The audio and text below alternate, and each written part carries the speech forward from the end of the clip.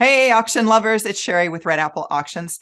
I don't know if you ever saw the movie When Devil Wears Prada, but there is a point in that movie. I'm pretty sure it's that movie, unless I'm confusing it.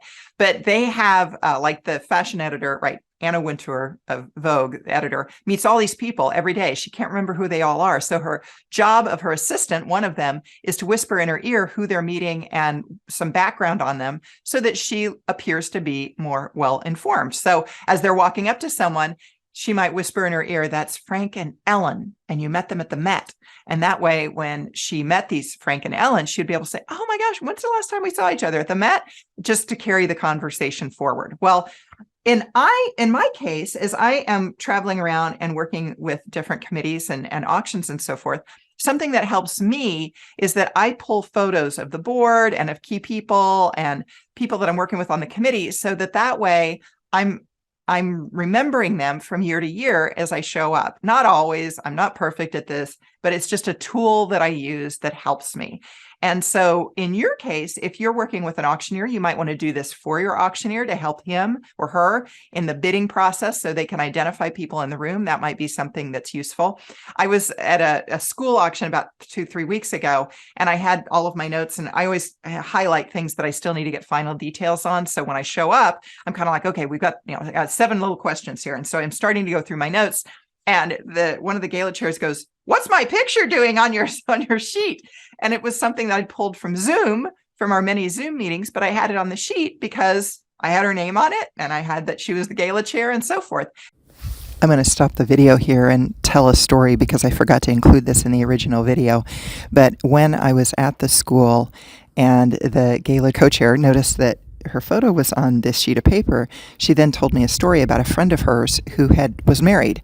I don't remember the specifics, but more or less her friend and her friend's husband were going to meet a bunch of the wife's girlfriends. And they had known each other for years, like all these girlfriends had, and it was at the point where the husband should have known all of the names of the girlfriends that this woman had, but he didn't. So on the flight out, the girlfriend had put together a bunch of photos from Facebook of these girlfriends, and she quizzed her husband so that he knew the names when they arrived of all of these girlfriends. And so when he arrived, he knew them automatically by face. And so that's kind of the same approach that I'm taking with regards to all these photos that I'm downloading to identify the donors and guests and people on the committee and so forth. She'll still be on there next year too, but it'll say, 2022 Gala Chair, co-chair. That way, that when I meet her in the future, I can be like, "Oh, that's right. I remember the name." It's just a little device. So let me show you kind of what it looks like. So how can I do this? All right, so this is a sheet of paper that has just text on it. The screen will be blown out a bit because the camera is going to blow out the white. But if I hold this up, you're going to see that there's photos on it. See those photos? And if I hold this one up, you're going to see photos on it. See all those photos? And here's one. I don't want to have to blur these people out. That's why I'm doing this fast. Photos. So all of those photos are people that I think I should know or had some contact with. So you could do this for your auctioneer if you wanted to pull some photos for him. So that way they are a bit better informed when they arrive. Just a thought. And then the other thing that I like to do, your auctioneer would have to do this next bit. But after the event, I write down who I met if I had any sort of a conversation with them. So like in this case, I have who I met in 2022, and I have 1, 2, 3, 4 names, right? And one of the names I have like little bits next to it. So I have next to it is one of them is French. She's into French architecture. The other one was from Iowa, and she and I talked a long time about being in 4-H and some of the projects and demonstrations she did in 4-H and when she was growing up in Iowa. And so those are just notes that I have so that the next year I can carry that conversation forward as well, because I want to be able to remember people. And I don't have a great memory for remembering so many people, but this is a way that helps me year to year get to know the donors better and get to know the audience better, and certainly the committee and all of those people. I find it helpful. Years ago, a woman told me, she'd come up to me and I said, "Oh, I'm so sorry, I don't remember your name." And she said, "Oh, that's fine, Sherry. Everybody knows the monkey, but the monkey doesn't know anyone."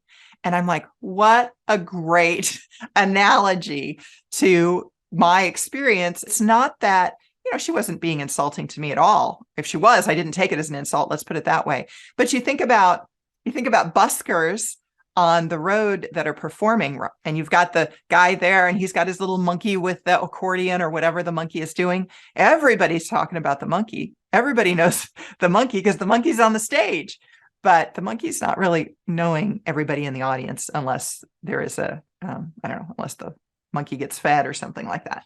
Probably works for me too, actually. I respond pretty well to food as well. So that is, again, just a quick tip there that you can do for your auctioneer to help them get to know everyone a little bit better in your crowd. And it certainly works for me. It can be time consuming, but thankfully LinkedIn and Facebook and other social media platforms like that have made it easier to be able to grab photos. YouTube have been able to do that. And it's also nice too, because I usually spend a little bit of time then like on LinkedIn or YouTube and listen to them talk. So that way I'll have a sense of what they're talking about, what their job is or what their interests are, depending on the platform that I'm finding them on. So that gives me a little bit of background on these people as well. If you're looking for other great information, head on over to redappleauctions.com. I've got free tools over there that you can use to better plan your auction. We're all about profitable fundraising auctions over at Red Apple Auctions, and that's where the tools are that'll help you expand as well. And for now, hey, good luck to you in your benefit auction.